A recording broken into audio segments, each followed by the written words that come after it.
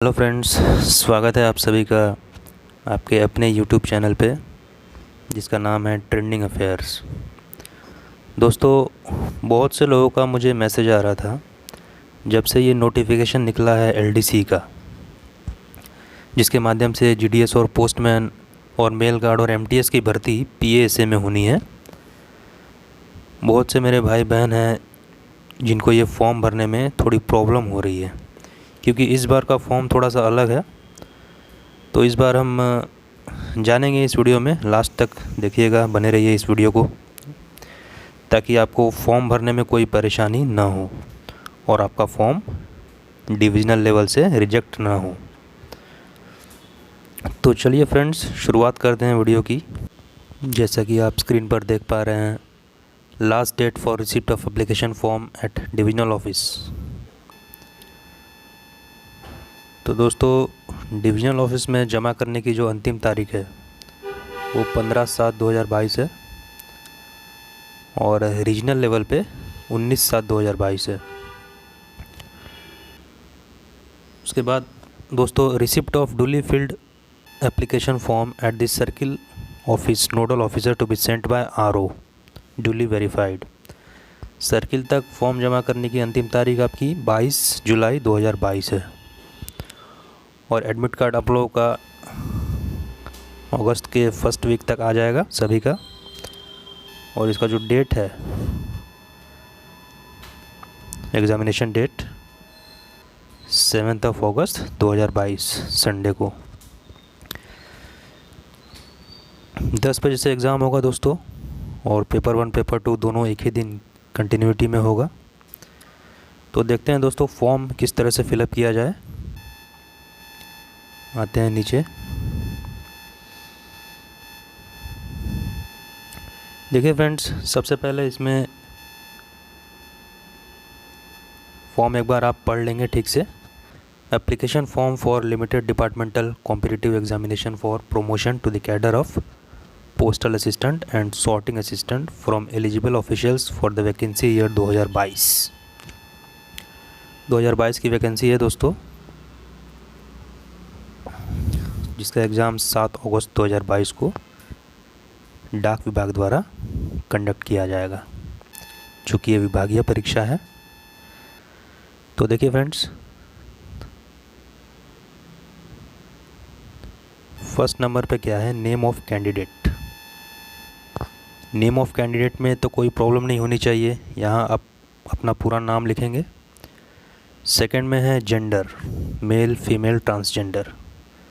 और फ्रेंड्स, ये आपको ब्लॉक लेटर में भरने हैं पूरे। All particulars shall be filled up in block letters, मतलब कैपिटल में आप सभी को भरना है। नेम यहाँ फुल नेम आपका कैपिटल लेटर में रहेगा। सेकंड में जेंडर, एग्जांपल अगर आप मेल हैं तो यहाँ लिखेंगे MALE कैपिटल लेटर में, फीमेल है तो FEMALE सब कैपिटल लेटर में लिखेंगे। नंबर थर्ड में है दोस्तों डेसिग्नेशन, जिस पोस्ट पे आप अभी हैं। फॉर एग्ज़ाम्पल अगर आप किसी BO में BPM हैं तो आप यहाँ क्या लिखेंगे डेसिग्नेशन में, GDS BPM, उसके बाद BO का नाम। अगर आप पोस्टमैन हैं तो यहाँ पोस्टमैन लिखेंगे और जिस SO या HO में है उस SO या HO का नाम लिखेंगे। अगर आप मेल गार्ड हैं तो मेल गार्ड लिखेंगे, MTS हैं तो आप MTS लिखेंगे। फोर्थ नंबर में क्या है दोस्तों, name of the division oblique unit. आप जिस डिवीज़न से भी बिलोंग करते हैं उस डिवीज़न का नाम आप यहाँ लिखेंगे नंबर 4 में। नंबर 5 में देखिए फ्रेंड्स, डेट ऑफ बर्थ है, इसमें आपको अपनी जन्मतिथि लिखनी है। और ब्रैकेट में क्या लिखा है इसमें, attach self attested matriculation certificate oblique marksheet. इसमें डेट ऑफ बर्थ का प्रूफ आपको देना होगा, उसके लिए आपको मैट्रिकुलेशन का सर्टिफिकेट लगाना होगा या फिर मार्कशीट जिसमें आपकी डेट ऑफ बर्थ हो, या आप पैन कार्ड भी लगा सकते हैं। लेकिन आप सभी को पता है कि GDS से अगर PM में आप फिलअप कर रहे हैं फॉर्म तो आपको 10+2 का सर्टिफिकेट लगाना अनिवार्य है, क्योंकि एजुकेशनल क्वालिफ़िकेशन उसका क्या मांग रहा है, 10+2 उसका सर्टिफिकेट इसमें आपको लगाना होगा। नंबर 6 में क्या है दोस्तों, कैटेगरी UR SC ST, इसमें OBC भी है। OBC फ़िलहाल इसमें नोटिफिकेशन में दिया नहीं है, लेकिन यहाँ OBC भी होना चाहिए। तो 6th नंबर में आप अपना कैटेगरी, कास्ट कैटेगरी जो भी है आपका, अगर UR है तो UR इसमें लिखेंगे। और आप सभी को पता है कि UR अगर हैं तो आपको कास्ट सर्टिफिकेट देने की ज़रूरत नहीं है। आप SC ST OBC अगर हैं तो तीनों में से आप कोई भी है तो आपको कास्ट सर्टिफिकेट भी एक लगाना होता है। ये तो आप सभी को पता है, पहले भी हम लोग लगाते थे। तो नंबर 7 में देखिए friends, whether belong to person with benchmark disability, if so details there of along with the supporting document. किसी प्रकार की डिसेबिलिटी अगर आप में है, आप डिसेबल हैं, फिज़िकली हैंडीकैप हैं, 40% से ऊपर अगर हैं, तो उसका सर्टिफिकेट यहाँ पर देना है सपोर्टिंग डॉक्यूमेंट के तौर पर। नंबर 8 में देखिए दोस्तों, date of entry in the department. अब देखिए फ्रेंड्स, इसमें बहुत लोगों को कन्फ्यूजन था कि डेट ऑफ एंट्री हम क्या डालें, हम GDS वाली डालें, MTS वाली डालें, पोस्टमैन वाली डालें, मेल गार्ड वाली डालें, इसमें क्या डालें। तो यहाँ फ्रेंड्स आपको बता दूँ कि जिस दिन आप GDS में ज्वाइन किए थे उस दिन का डेट यहाँ पर डालना है आपको। अगर आप डायरेक्ट पोस्टमैन में ज्वाइन किए हैं, डायरेक्ट MTS में आपने ज्वाइन किया है, तो आप वो डेट डालेंगे। तो यहाँ क्या होगा, date of entry in department में, यहाँ GDS में अगर आप ज्वाइन किए हैं तो GDS का डेट डालेंगे सबसे फर्स्ट।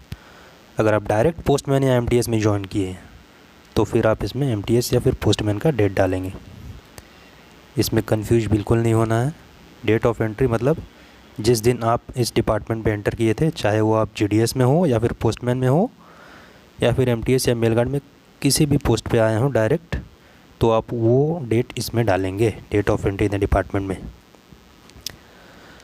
नंबर 9 में है details of post held substantively. देखिए फ्रेंड्स, ये भी बहुत इंपॉर्टेंट है, इसको समझिए। पे लेवल इन पे मैट्रिक्स लेवल 3। लेवल 3 में पोस्टमैन, मेल गार्ड, ये 2 पोस्ट आएंगे। तो लेवल 3 में आप यहाँ नेम ऑफ द पोस्ट में क्या लिखेंगे, पोस्टमैन होंगे तो पोस्टमैन लिखेंगे, मेल गार्ड होंगे तो मेल गार्ड लिखेंगे इसमें। और फ्रॉम 2 में क्या लिखना है, फ्रॉम में आपको डेट ऑफ ज्वाइनिंग लिखना है। लेवल 3 पे आप लेवल 3 के पोस्ट पे आपने कब ज्वाइन किया था वो फ्रॉम में उसका डेट रहेगा। और 2 आपने कब तक उस पोस्ट को अवेल किया था तो 2 में वो डेट रहेगा। लेवल 2 में फ्रेंड्स, लेवल 2 में तो वही होता है जिसका बेसिक पे 20,200 हो जाए, MTS से प्रमोट होके इंक्रीमेंट लेके, तो वो लेवल 2 में आता है। हालांकि इसमें लेवल 2 का पोस्ट अभी मुझे नहीं लगता कि किसी का होगा। अगर होगा तो यहाँ वही नेम ऑफ द पोस्ट में MTS रहेगा और फ्रॉम में वही डेट ऑफ ज्वाइनिंग जो MTS में थी और कब तक ज्वाइन ड्यूटी किए हैं आप MTS में, तो वो 2 में रहेगा। फिर लेवल 1 में MTS का पोस्ट है 19,000 समथिंग जिसका बेसिक पे है, तो यहाँ लेवल 1 में लिखेंगे, नेम ऑफ द पोस्ट में MTS हो जाएगा और फ्रॉम में यहाँ वही डेट जिस दिन आप ज्वाइन किए थे, और 2 में आपने ज्वाइन कब तक किया था, कब तक उस पोस्ट पे आप रहे थे, तो वो 2 में हो जाएगा। अब देखिए फ्रेंड्स, नंबर 10, ये भी इम्पोर्टेंट है, details of regular engagement as Gramin Dak sevaks if any. तो आप GDS में आपने जब भी ज्वाइन किया था वो फ्रॉम में यहाँ डेट रहेगा और 2 में जब तक आप थे तब तक। और यहाँ क्या हो जाएगा, total eligible service as Gramin डाक सेवक, मतलब कितने दिन तक आप सर्विस आपने किया एज ए GDS, वो यहाँ आपको लिखना है। नंबर 11 में देखते हैं, total eligible service as on 1 जनवरी 2022। 1 जनवरी 2022 तक आपकी कितनी सर्विस हुई है उसका डिटेल 11th A और 11th B में आपको भरना है। तो A में देखते हैं दोस्तों, A में क्या लिखा है, total service in post in level 1, level 2 and level 3 of the pay matrix up to 1 जनवरी 2022। इसमें दोस्तों आपको लेवल 1 से लेके लेवल 3 तक आप जितने दिन रहे हैं, सपोज़ करिए आप 3 साल रहे हैं लेवल 1 से लेकर लेवल 3 तक, तो इसमें क्या लिखेंगे 3 इयर्स, कुछ मंथ होंगे तो उस महीने को आप ऐड कर सकते हैं यहाँ पे। ठीक है फ्रेंड्स, यहाँ तो कोई डाउट नहीं है। बी में देखिए 11th का B, length of engagement rendered as GDS. इसमें आपको लिखना है कि आप जीडीएस में आप कितने दिन तक रहे।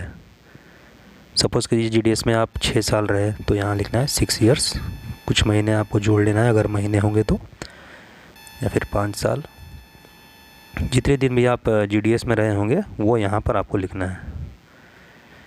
ठीक है, तो नंबर 12 में देखते हैं हम लोग। नंबर 12 में whether eligible age category A और कैटेगरी बी कैंडिडेट एज पर eligibility criteria at para 3 of notification.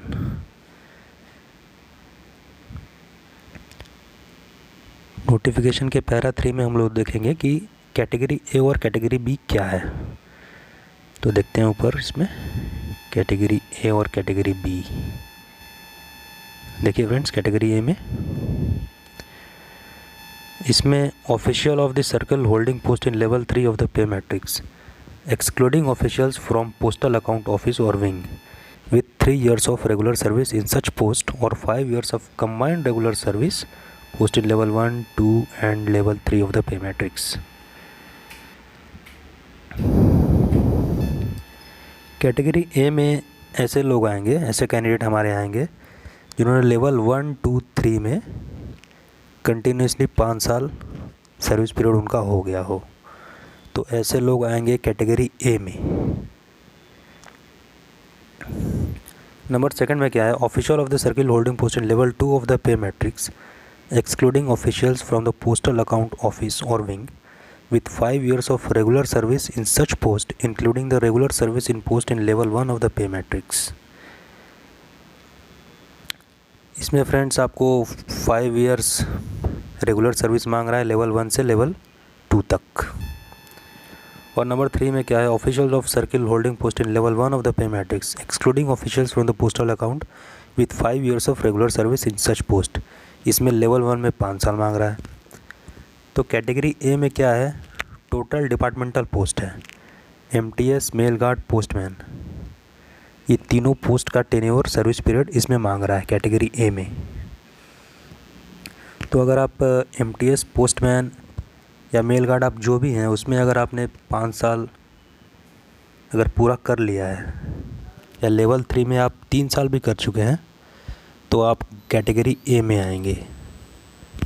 एक बात मैं क्लियर कर दूं, कोई भी जीडीएस कैटेगरी ए में नहीं आएगा। इस बात को आप हमेशा ध्यान रखिए। जीडीएस भाई बहन जो भी फॉर्म भरेंगे वो कैटेगरी ए में नहीं आएंगे। ठीक है फ्रेंड्स, तो जो भी जीडीएस है वो कैटेगरी बी में ही आएंगे। देखते हैं हम लोग बी में क्या है। बी में फ्रेंड्स, बी में क्या है, official of the circle holding post in level 1, 2, 3 of the pay matrix excluding officials from postal account office with total regular service of 8 years including regular engagement as Gramin Dak sevaks. देखिए friends, मैंने अभी बताया आपको कि जो भी जीडीएस होंगे वो कैटेगरी बी में ही आएंगे।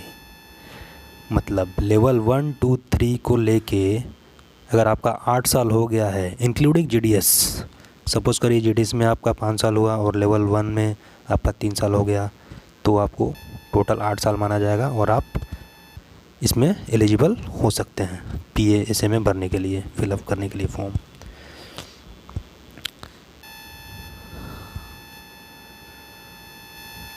तो जो भी जीडीएस भाई बहन हैं उनको कैटेगरी बी भरना है।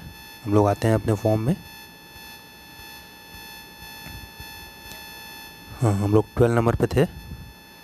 तो इसमें कैटेगरी ए वाले कौन होंगे, जो भी एमटीएस, पोस्टमैन, मेल गार्ड जिनका 3 या जो लेवल 3 में होंगे उनका अगर 3 साल हो गया होगा तो कैटेगरी ए में भरेंगे, या लेवल 1, 2, 3 मिला के अगर 5 साल हो गया हो तो वो भी कैटेगरी ए में भरेंगे, और जितने भी GDS हैं वो कैटेगरी बी यहाँ करेंगे। ठीक है। नंबर 13 में क्या है, whether working in APS army postal service. अगर आप APS में काम करते हैं तो यहाँ यस लिखना है, या फिर इसको नो करके छोड़ दीजिए। नंबर 14 में क्या है फ्रेंड्स, 14 में देखते हैं, whether any penalty is in currency और disciplinary proceedings pending if yes details there of. कोई भी अगर अनुशासनिक विभागीय कार्रवाई आप पर चल रही है, डिसिप्लिनरी एक्शन जो भी चल रहा है वो यहाँ पर मेंशन करना है। अगर नहीं है तो फिर यहाँ NA करके नॉट एप्लीकेबल करके छोड़ देना है। उसके बाद हम आते हैं फ्रेंड्स, तो ये तो फॉर्म कंप्लीट हो गया। यहाँ आपका सिग्नेचर होगा, यहाँ आप डेट लिखेंगे, यहाँ प्लेस, जिस ऑफिस में आप काम करते हैं उस जगह का नाम यहाँ रहेगा, और जिस दिन आप फॉर्म सबमिट कर रहे हैं वो डेट यहाँ रहेगा। और फिर ये तो आपके जो भी डिविजनल हेड हैं उनके सिग्नेचर यहाँ सील के साथ होंगे, और वो यहाँ डेट यहाँ आपको नहीं भरना है, ये इतना पोर्शन आपको नहीं भरना है, ये आपके डिविजनल अथॉरिटी जो भी होंगे वो फिलअप करेंगे। वो रिकमेंड करेंगे कि आप इस एग्ज़ाम में अपीयर हो सकते हैं। तो ठीक है फ्रेंड्स, ये था फॉर्म भरने का तरीका। इसमें एक एनेक्सर जुड़ा हुआ है, इसमें क्या करना है, आप लोगों को प्रेफरेंस देना है। यहाँ डेट ऑफ बर्थ अपना लिखना है, और यहाँ डेट ऑफ जॉइनिंग, और इसमें जो डिवीज़न में जो भी सीट है, सीट के अकॉर्डिंग आपको पहले सीट देख लेना है, सीट कितना है किस डिवीज़न में, उसके अकॉर्डिंग आपको इसमें ऑर्डर ऑफ प्रेफरेंस देना है। यहाँ सपोज़ आपको पटना देना है तो यहाँ आप लिखेंगे पटना, आपको पटना GPO देना है पटना GPO, यहाँ कटिहार देना है यहाँ कटिहार, जो भी आपका प्रेफरेंस होगा वो यहाँ आपको मेंशन करना है। उसके बाद यहाँ आपको डेट, फिर वही डेट जिस दिन आप फॉर्म सबमिट करेंगे उसका डेट, जगह का नाम जहाँ आप काम कर रहे हैं, यहाँ सिग्नेचर। उसके बाद फ्रेंड्स ये signature of divisional unit head with designation stamp, फिर एक बार ये डिविजनल अथॉरिटी आपका यहाँ रिकमेंड करेंगे आपको। ठीक है फ्रेंड्स, तो यही था फॉर्म भरने का तरीका। किसी भी अगर कोई डाउट हो तो कमेंट सेक्शन में आप कमेंट कर सकते हैं, जो भी डाउट होगा, जो भी आप पूछना चाहते हैं आप कमेंट करके पूछ सकते हैं, मैं उसका जवाब दूंगा। तो ठीक है फ्रेंड्स, तो दोस्तों कैसा लगा ये वीडियो कमेंट सेक्शन में बताएं, और पसंद आए तो लाइक करें और शेयर करें तमाम उन मित्रों में जो फॉर्म भर रहे हैं PSA का, और उनको कोई भी असुविधा इस फॉर्म को भरने में ना हो और उनका फॉर्म रिजेक्ट ना हो। और दोस्तों सब्सक्राइब भी इस चैनल को करें ताकि अगली वीडियोस में आपको नोटिफिकेशन मिल सके।